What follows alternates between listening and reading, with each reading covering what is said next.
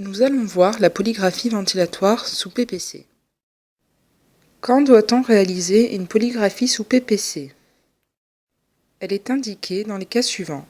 Lorsque l'IAH machine est élevé, avec difficulté d'adaptation, en l'absence de fuite importante. Elle est également indiquée lorsque le syndrome d'apnée obstructive du sommeil est associé à d'autres troubles respiratoires non obstructifs, tels que les apnées centrales ou l'hypoventilation alvéolaire. Elle est indiquée également lorsqu'il y a une absence d'amélioration suffisante clinique ou des signes de mauvaise tolérance malgré un suivi rapproché et la correction d'effets secondaires. Enfin, elle est indiquée lorsque le syndrome d'apnée obstructive du sommeil est associé à d'autres troubles du sommeil. Dans ce cas, il faudra y associer un enregistrement du sommeil et donc réaliser une polysomnographie sous PPC. Voyons les différentes courbes obtenues pour sa lecture. Voici l'aspect d'une page de polygraphie sous PPC. La courbe de pression est le reflet de la pression délivrée par la machine. Ici, elle est en mode fixe à 10. À pression fixe, un léger différentiel de pression entre l'inspiration et l'expiration peut être observé, comme c'est le cas sur cet exemple. La courbe, nommée ici pression différentielle, est le reflet du débit. Elle permet de coter les événements. Le reste de l'enregistrement est semblable à la polygraphie en air ambiant. Les sangles thoraciques et abdominales permettent de localiser l'événement lorsqu'elles diminuent d'amplitude. Elles permettent également, lorsqu'il y a une obstruction des voies aériennes supérieures, de caractériser leur nature, selon leur aspect, en opposition de phase ou pas. Et elles comportent la saturation en oxygène permettant de détecter l'événement. Cette page illustre donc un exemple normal de polygraphie sous PPC à pression fixe à 10. Différentes anomalies peuvent être observées lors de la lecture d'une polygraphie sous PPC. Il y a les fuites non intentionnelles et également les limitations de débit, qui peuvent être partielles ou totales, avec ou sans réduction de la commande ventilatoire centrale, mais également mixtes, avec le début de l'événement qui est avec réduction de la commande ventilatoire centrale et la fin de l'événement sans réduction de la commande ventilatoire centrale. Voyons la sémiologie des fuites. Lors d'un enregistrement de polygraphie sous PPC, les fuites sont caractérisées par une augmentation anormale du débit. Il s'agit d'un enregistrement de polygraphie sous PPC avec une pression fixe à 10. On observe une désaturation de plus de 3 points.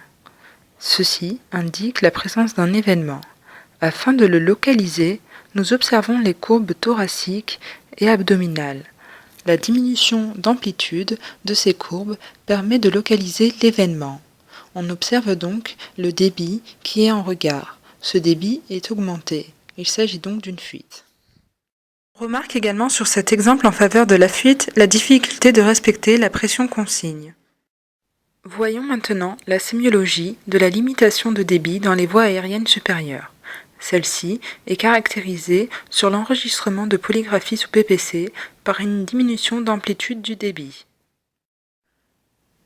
Nous allons tout d'abord voir les limitations de débit avec baisse de la commande ventilatoire centrale. Ce sont des événements comparables aux apnées et hypopnées centrales observées lors d'une polygraphie en air ambiant. Elles sont caractérisées par la baisse, voire l'abolition des mouvements thoraco-abdominaux. Cet enregistrement a été réalisé sous PPC en mode autopiloté. En effet, on observe sur la courbe de pression une pression de départ qui est à 10, puis qui augmente à la fin de la page à 12. Elle s'adapte en fonction des besoins du patient. Afin de rechercher la présence d'un événement, on observe la courbe de saturation. Il y a à ce niveau une désaturation de plus de 3 points. Il y a donc un événement. Afin de le localiser, on observe la diminution d'amplitude des sangles thoraciques et abdominales en regard. Les sangles thoraciques et abdominales sont abolies à ce niveau. L'événement est donc localisé ici. Le débit en regard de l'abolition de ces sangles thoraciques et abdominales est également aboli. Il y a donc une limitation totale de débit. Le fait que les sangles thoraciques et abdominales soient abolies, il n'y a pas de mouvement respiratoire. Il y a donc une limitation de débit avec réduction de la commande ventilatoire centrale. Voici un autre exemple. Il s'agit d'une polygraphie sous PPC à pression fixe à 10. Afin de détecter la présence d'un événement, on observe la courbe de saturation. Il y a une désaturation de plus de 3 points à ce niveau. On observe donc les courbes thoraciques et abdominales en regard. Elles sont réduites d'amplitude à ce niveau. L'événement est donc localisé ici. On regarde le débit en regard, il est diminué d'amplitude. Il y a donc une limitation partielle du débit. On observe l'aspect des courbes thoraciques et abdominales qui sont en phase. Cette limitation de débit est donc avec réduction de la commande ventilatoire centrale. Il s'agit donc d'une limitation de débit partielle avec réduction de la commande ventilatoire centrale. Nous allons maintenant voir les limitations de débit sans baisse de la commande ventilatoire centrale. Il s'agit d'événements de type obstructif persistant malgré la présence de PPC. Ils se caractérisent sur l'enregistrement par un déphasage des sangles thoraciques et abdominales. Ceci traduit la persistance de mouvements respiratoires et la présence d'une lutte. Il s'agit d'une polygraphie sous PPC avec une pression fixe à 9. On observe la courbe de saturation afin de détecter un événement. Il y a une baisse de saturation de plus de 3 points à ce niveau. On observe donc les courbes thoraciques et abdominales en regard qui sont diminuées d'amplitude à ce niveau. L'événement est donc localisé ici. Le débit en regard est diminué. Il y a donc une limitation de débit partielle. On observe l'aspect des sangles thoraciques et abdominales, elles sont en opposition de phase. Il y a donc une limitation de débit sans réduction de la commande ventilatoire centrale. La PEP délivrée n'est donc pas suffisante, il faudra l'augmenter. Les limitations de débit de type mixte. Elles sont caractérisées par un début avec la baisse de la commande ventilatoire centrale et la fin de l'événement sans réduction de la commande ventilatoire centrale. Il s'agit d'une polygraphie sous PPC en mode autopiloté. En effet, on remarque qu'au début de la page d'enregistrement, la PEP est à 12 et à la fin, elle est à 14. On regarde la courbe de saturation afin de détecter l'événement. À ce niveau, il y a une chute de la saturation de plus de 3 points. Il y a donc un événement. On regarde les courbes thoraciques et abdominales en regard qui sont diminuées d'amplitude à ce niveau. L'événement est donc localisé ici. Le débit en regard est aboli à ce niveau. Il y a donc une limitation totale de débit. Pour caractériser cette limitation de débit, on observe l'aspect des courbes thoraciques et abdominales au niveau de l'événement.